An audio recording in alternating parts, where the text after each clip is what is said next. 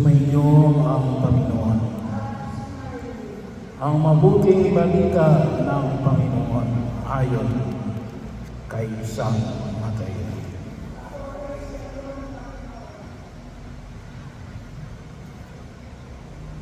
Noong panahon talaga Jesus ang isang piling inaalihan ng demonyo.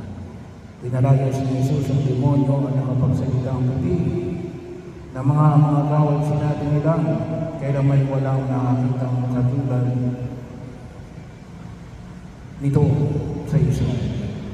Katapos sinabi ng mga Pariseo, ang prinsipe ng mga demonyo ay nagbigay sa kanya ng kapangyarihang magpalayo sa mga demonyo.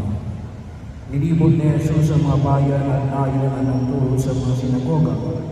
Ipinangaral niya ang mabuting balita tungkol sa pag-aari ng Diyos at pinagaling ang mga may sakit, anuman ang kanilang karamdaman. Nang makita niya ang napakaraming tao, nahabag siya sa kanila sapagkat sila ito at lumipay. Parang mga lupang walang pustol. Kaya sinabi niya sa kanyang malagad, sa gana ang anihin, ngunit kakaunti ang mag-angani. Idalangin ninyo sa may-ari ng anihin na magpadala siya ng mga manggagawa sa kanyang anihin. Ang mabuting balita ng Panginoon.